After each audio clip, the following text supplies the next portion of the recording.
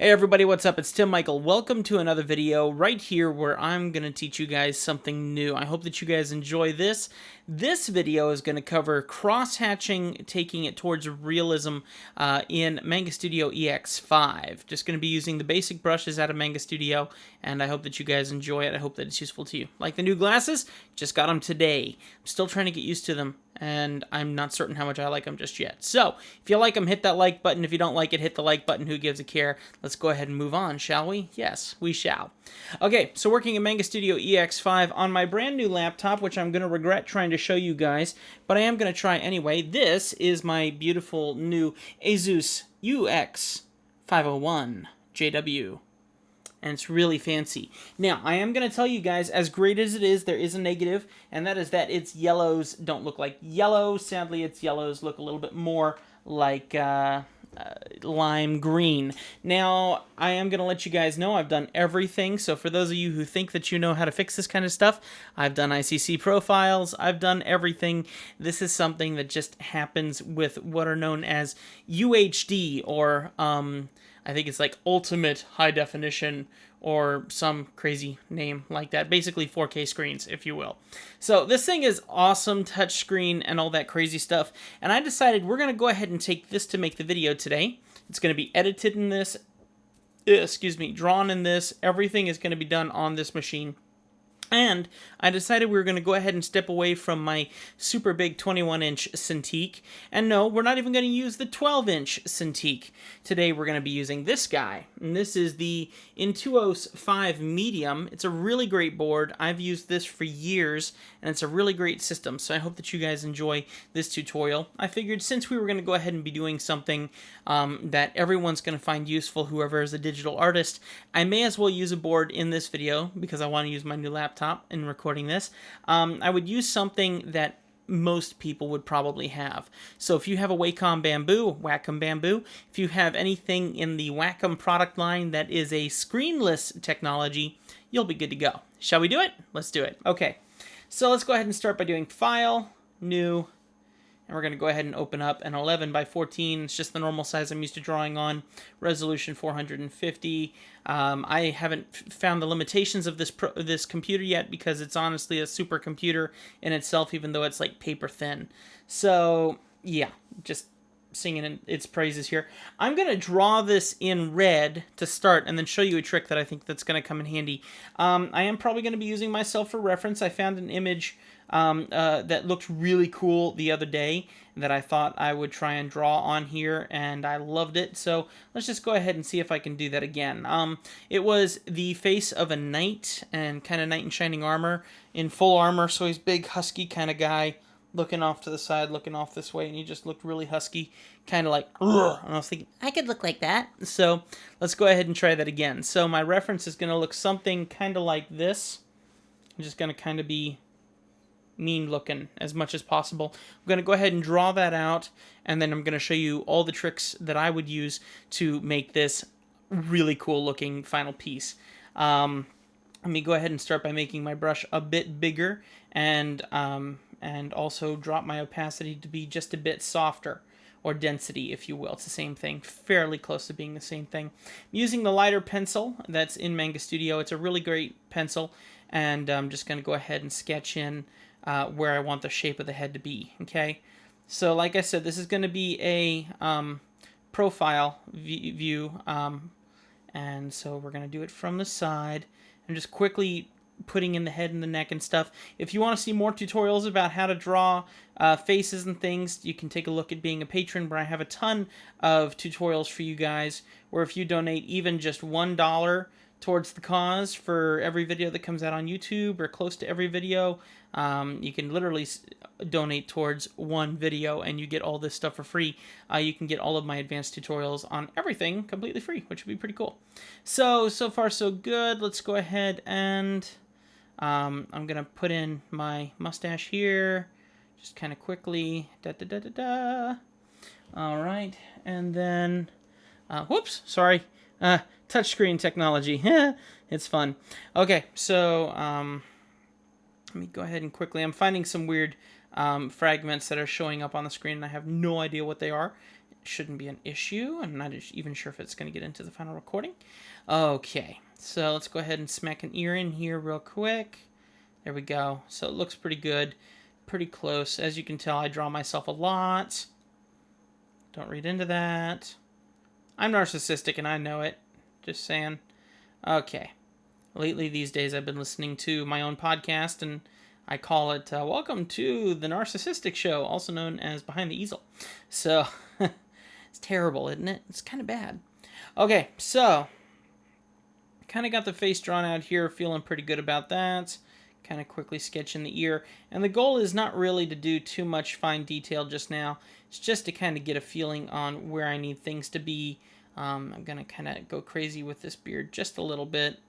Going to cut it off here, and maybe I'll give myself a bald head. I don't know. I'm undecided. If I don't, that will be the line for the hair. That'll come down like that, and then it'll go out the back. Okay, and then I'm going to go ahead and kind of put some chain link armor here, kind of thing like this. And then the shoulder would be here, kind of like that. So I'm just kind of pushing it all out there, going crazy. Why not? I got nothing to lose. Okay, so good start on the face. Let me go ahead and zoom in here. I'm just going to reach here onto my screen and stretch it in there. There we go. And I'll try and rotate it. There we go. All right, let's start getting closer to that eye. And I'm going to grab a darker tone of red/orange. And I'm going to go in here, make my pencil a bit smaller, and start working on the next stage, which is just kind of refining things. The main goal here that you're going to see as we get closer to finalizing this is that we're going to be doing a lot of cross-hatching, and that cross-hatching will then be developed into what will hopefully be more realistic effects. And I'll show you why that is going to be important in a little bit, but you just got to sit tight with me. We're already at 8 minutes, so like I've always said, I'm still learning the ways of the DSLR camera, and this DSLR camera likes to stop recording at 12 minutes. So sit tight. It's going to be a bumpy ride. We'll see what happens when we get to 12 minutes. If for some reason there seems to be a jump in video, then we will move forward. I have a lot to learn, so. All right, so just quickly putting in some kind of form of mouth. I do want my character to look a little bit more mean and rough, so I am going to try and do some things to kind of define out that roughness and give some what would look like tiredness, frustration, anything like that in here that I can. And I am just going to go ahead and shade it in. I am doing it all on one layer, and you'll see why in a few minutes. And this might inspire you to change everything that you do with... my pan and scroll isn't working. Let me undo. So we're going to use my shift bar a lot, apparently, which if you guys don't know, if you hold down shift and you click on your screen, you can move around your screen like this as much as you want. You might notice I'm able to record in 1080p. Isn't that great? This is a 4K screen, and I have calmed it down to be 1080p because, honestly, I have no intention of recording in 4K because it takes up enough memory as it is. I might try it one day. I'm just not ready to take that step just yet. Don't need to show off all of my imperfections, right? You know. Okay, so just quickly knocking in this stuff here. Just going to go ahead and go a little bigger and just start shading in just some rough points here. There we go. Whoops. Keep forgetting that I haven't programmed my move tool, my move function into my board yet. And that's another tutorial for another time if you guys want to see that. Down in the description below, there's going to be a straw poll, and that straw poll is a website where you'll go there, and it's going to show you a list of options that you can choose from for what you would like to see me do next, okay? And I would love it if you've enjoyed this to go down there and cast your vote for what you'd like to see next on YouTube. I do all sorts of different tutorials, everything from watercolor to drawing in digital programs to using digital tablets to just a whole bunch of crazy stuff. And I want you guys to consider it and I hope that you guys go in there, cast your vote. That way I can figure out what you guys like most and what I can make more for you guys as time continues to move on. Whoops. I'm honestly not that worried about making too many mistakes at this point in time. It's all about just trying to feel my way around with the shading. And once I do this, it's going to change a lot once I decide that, that I'm okay with what I have. And the truth is, when I'm done with this, I intend to make this a black and white image, okay? And what that means is I'm going to have to convert all these colors to grayscale, which is totally cool. If you don't know how to do that, that's one of the things I'll be teaching you here, so sit tight. It's not going to be that bumpy ride, thankfully. And you just get to have fun and shade in what you want to shade. And you'll see it's quite a learning curve, but once you get the hang of it, it's a lot of fun, admittedly. And realism can really pop out with this technique. And we will get to that here in just a second.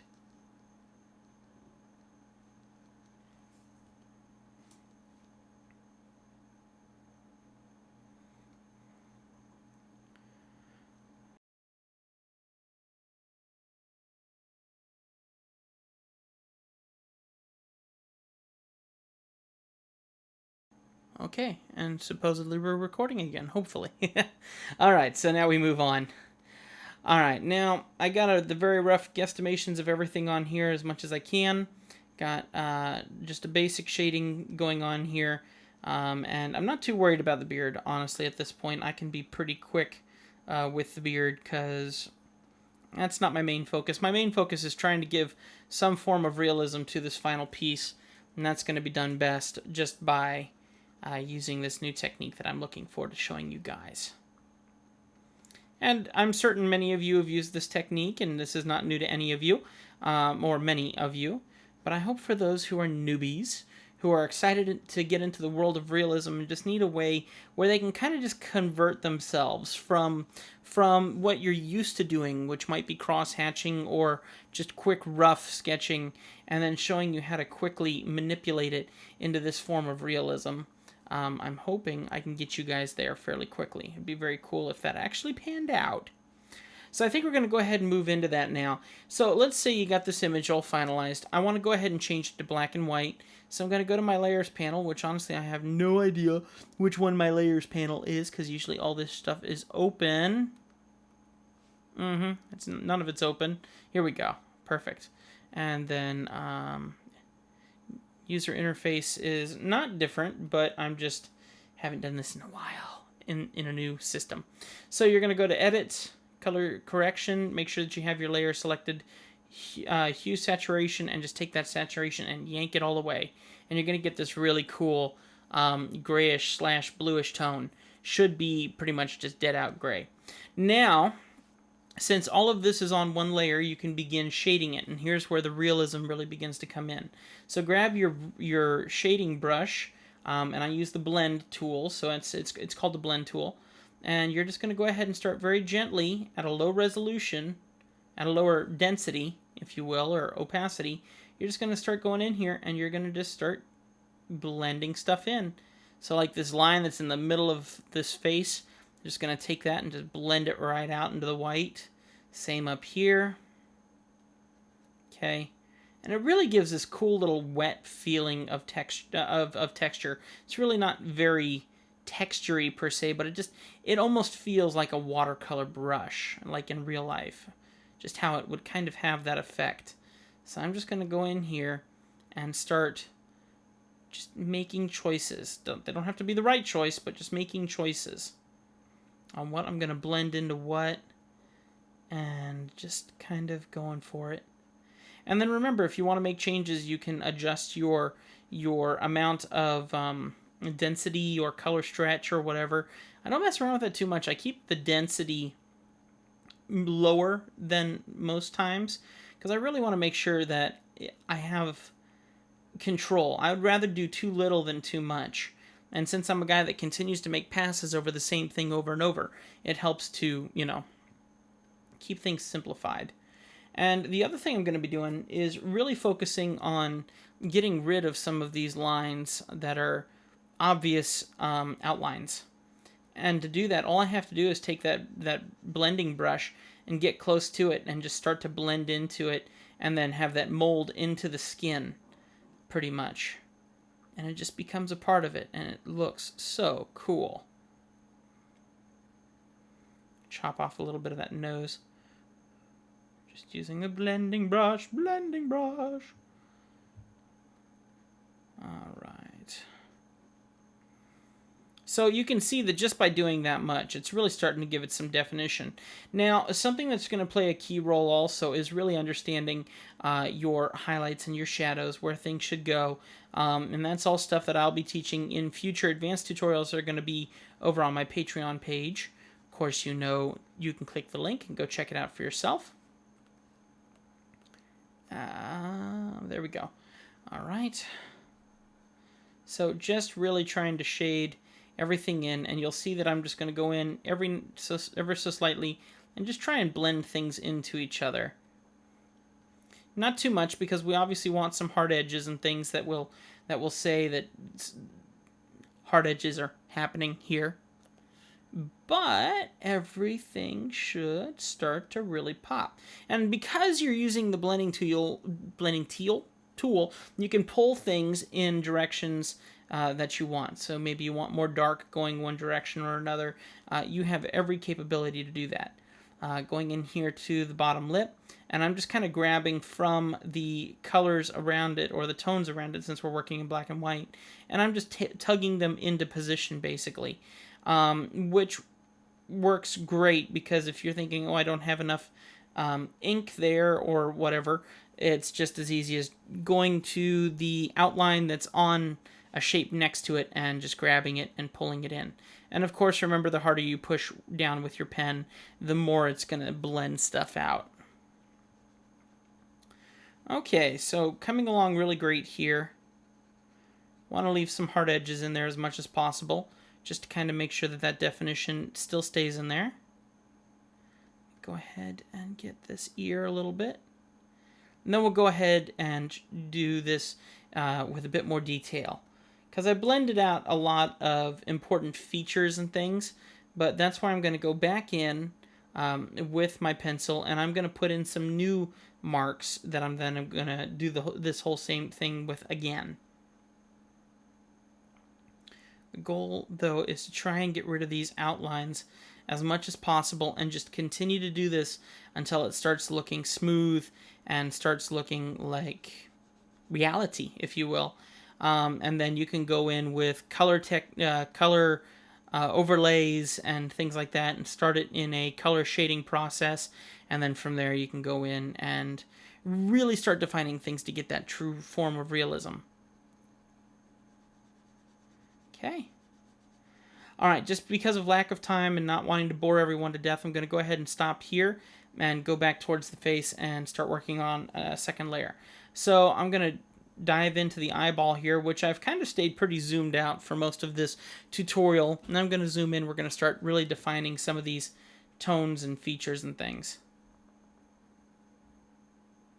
Okay. Oh, nope, that's red. Wrong color. Let's just grab something a bit darker and start going in here. And just using the pencil tool, that's the main goal. Just keeping it simple. And I mean, this is going to be important for doing things like eyelashes and trying to define eyebrows and give eyebrows textures and things. At a certain point in time, you don't want to use the blending brush at all. You want the pen or whatever tool you're using to kind of just do what it does best. And you'll learn what works best for you, what tools will work best for you as time goes on. For now, I'm just keeping this simple. I'm going to go even smaller with my pencil here. Okay. Really wanting to kind of define that pupil in that eyeball. And then just gently add some darkness around it, just to kind of not make that stand out too much. Go ahead and build up this shape here and cross hatch a little bit into here, just to kind of dig out that depth. Same thing coming down this way. Okay. And we're going to go ahead and add some cross-hatching down here. And build up the nose, kind of like this. And, of course, the bottom of the nose kind of rounds out. So I'm going to do some cross-hatching here. All right. And then I'm going to go ahead and give some laugh lines and cross-hatch into here. All right. I feel like there's not enough definition in this whole part of the face here, so I'm going to go ahead and just add some defining tones, and I'm just basically doing that by choosing my battles, picking my battles. What do I want to make pop out more? What do I want to make disappear more? And I'm just going to add cross-hatching in the areas where I'm trying to get that definition in or out, more so or less. Usually I find it's better to start from white and work to black. Some other people will, you know, it depends on the day. Some days I'll want to start in the white and work to the black. Other days I want to start in a mid-tone and then work to the white and to the black from the mid-tone. It all depends. I'm used to starting, these days I found myself more or less starting from the white and then building my shapes up on top of that and then going from there. So you see I'm just drawing a whole bunch of kind of weird shapes and things, and the scrapings might seem out of place, and they may be once I'm done, but we're gonna try and grab our blending tool in just a second and going back in with a second wash of that same blend and see about how much it affects this. If it brings out more or less or whatever the case may be, hopefully we've made the right choices. I've made the right choices to be able to make this look more defined. Now I'm defining the bottom of the cheek here. It's going to cut into this area behind the face here. Going to follow that down into the beard just a little bit. Okay, kind of following out from there. And let's go ahead and see what happens if I try to blend that in. Might drop my brush density just a little bit more, maybe even drop my bristle down just a little bit, because I want to be able to do this slowly. I want to kind of just get a feel for this as it happens, because it's going to be grabbing lots of color, lots of tones, and it's going to be trying to sort it all out, and I don't want to overdo it. I want to leave in those deep tones where they stand. My main goal is to grab all of the little sketch lines and blend them into each other. So hopefully, as I do this, those lines will begin to really disappear and just leave these really great, nice gradient tones. But gradient to such an extent where it will have this really nice feel of control.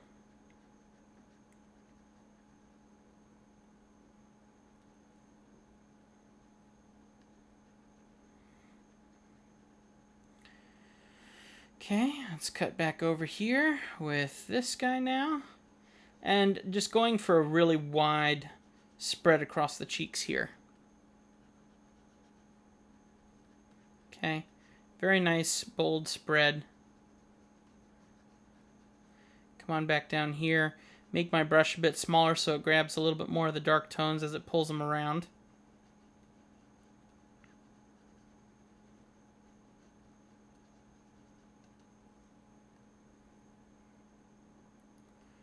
Okay. Let's come down here and grab a lot of this dark and yank it around a little bit. Something I actually did with the one that I drew earlier was I kept the nose quite dark and then I added some gentle highlights to it to make it pop. So maybe we'll do that a little bit.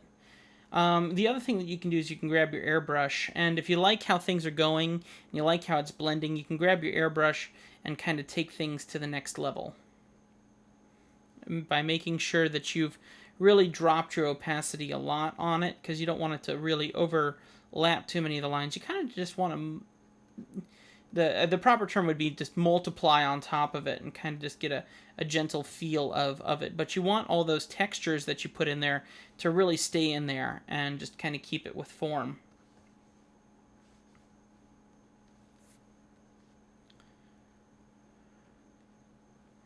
Okay, Gonna go in even deeper now. Whoops. And see if I can define the eye out a little bit more. And, I mean, like I said, in this tutorial, it's not going to be about taking things to a completion.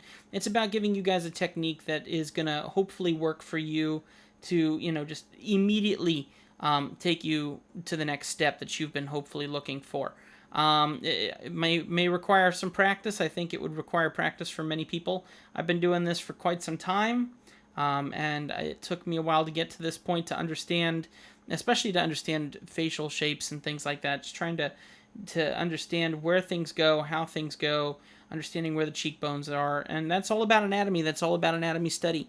And thankfully, being an artist that deals with faces on a daily basis really does help me out, obviously. Now I'm going to go in with the opposite. This is pure white, and I'm going to go ahead and choose my areas where I might like pure white. And I'm going to go ahead and do the exact same thing, trying to get my gradients in there with the blend tool. But I'm going to go ahead and keep some stuff like really bold white, and I'm going to shade it out.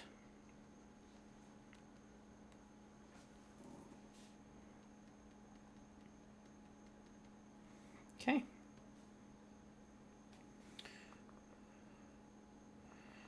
Drop my brush size just a little.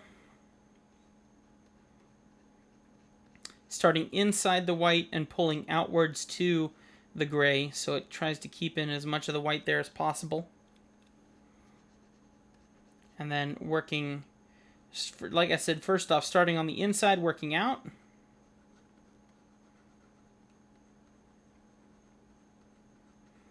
And then on the outside, moving in.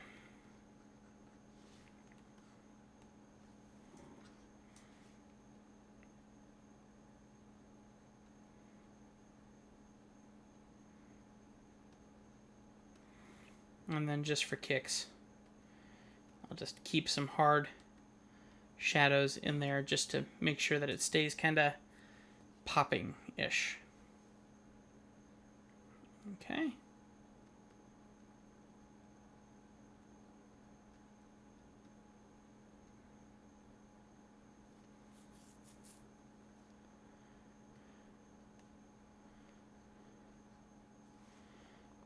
It's a very subtle thing that you're trying to find.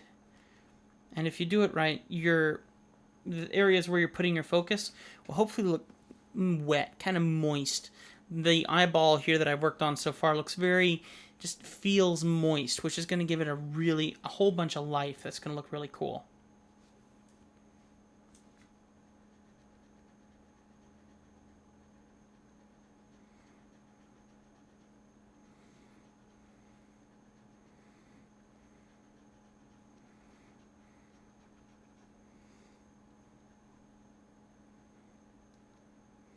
Once again, really try to focus on getting rid of those lines.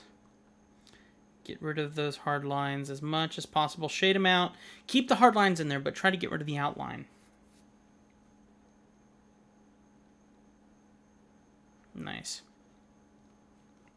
When you do it right, it's just going to start feeling like it's flowing in and out of itself, like it's really starting to give it shape.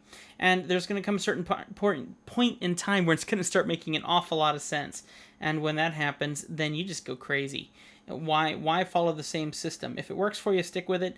If you'd prefer, like now that I know that this nostril is definitely there and definitely causing shape, and definitely I can see that it's closer than other parts, I'm going to go ahead and really start focusing on popping it out even more. Just continuing the cross-hatching and just gentle blending to kind of keep that. So I want to make sure that nostril does stand out, but at the same time I need to make sure that the area underneath the nostril continues to get that depth.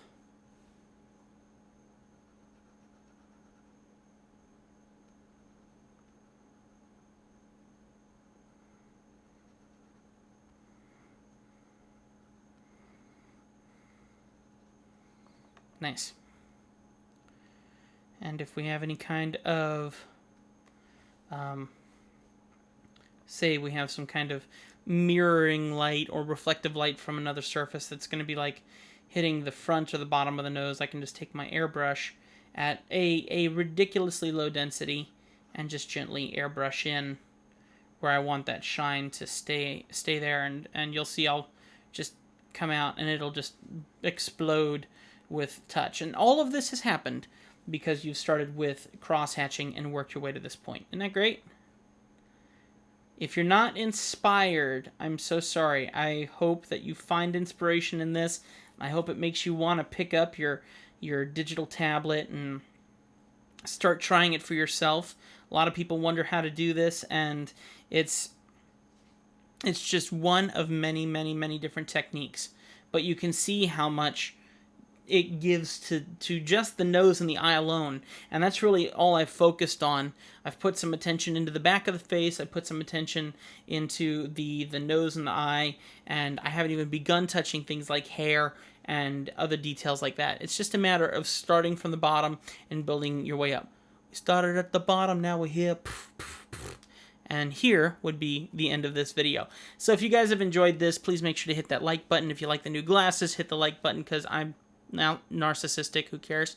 And then, of course, guys, thank you so much for watching. If you've enjoyed this, I need all the support I can get. You can go to patreon.com/TimMichaelArts, become a patron at any dollar level, and you'll get all of my advanced tutorials that you'll find on Patreon completely free, which is just awesome.